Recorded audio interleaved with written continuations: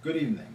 The following Bible verse comes from the book of Hebrews, Hebrews chapter 12, verses 1 to 29. Therefore, we also, since we are surrounded by so great a cloud of witnesses, let us lay aside every weight and the sin which so easily ensnares us. And let us run with endurance the race that is set before us, looking unto Jesus, the author and finisher of our faith, who for the joy that was set before him endured the cross, despising the shame, and has sat down at the right hand of the throne of God.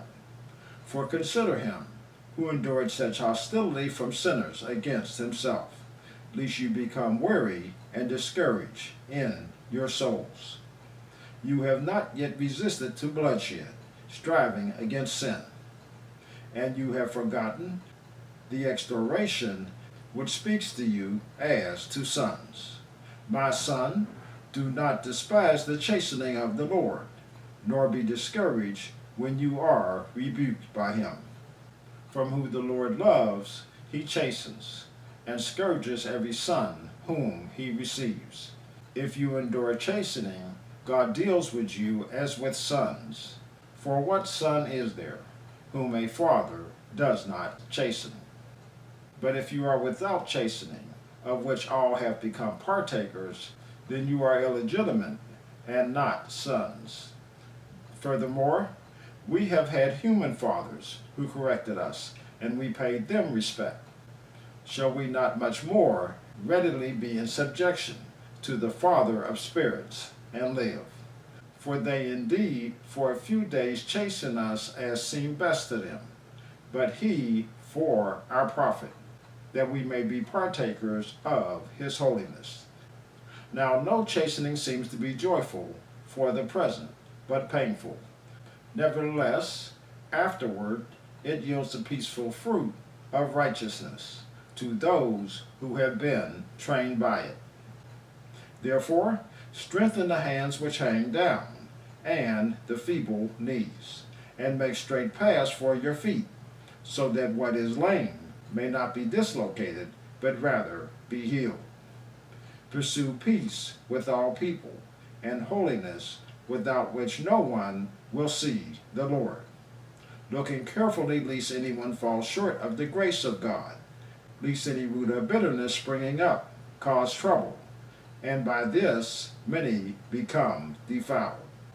Lest there be any fornicator or profane person like Esau, who for one morsel of food sold his birthright. For you know that afterward, when he wanted to inherit the blessing, he was rejected. For he found no place for repentance, though he sought it diligently with tears. For you have not come to the mountain that may be touched, and that burn with fire, and to the blackness and darkness and tempest, and the sound of a trumpet, and the voice of words, so that those who heard it begged that the word should not be spoken to them any more. For they could not endure what was commanded. And if so much as a beast touches the mountain, it shall be stoned or shot with an arrow. And so terrifying was the sight, that Moses said, I am exceedingly afraid and trembling. But you have come to the Mount Zion, and to the city of the living God, the heavenly Jerusalem, to an innumerable company of angels, to the general assembly and church of the firstborn, who are registered in heaven, to God the judge of all, to the spirits of just men made perfect, to Jesus the mediator of the new covenant, and to the blood of sprinkling that speaks better things than that of Abel. See that you do not refuse him who speaks. For if they did not escape, who refused him who spoke on earth, much more shall we not escape, if we turn away from him who speaks from heaven, whose voice then shook the earth. But now he has promised, saying, Yet once more I shake not only the earth, but also heaven. Now this, yet once more, indicates the removal of those things that are being shaken. as of things that are made, that the things which cannot be shaken may remain. Therefore, since we are receiving a kingdom which cannot be shaken, let us have grace by which we may serve God acceptably, with reverence and godly fear. For our God is a consuming fire. Hebrews chapter 12, verses 1 through 29.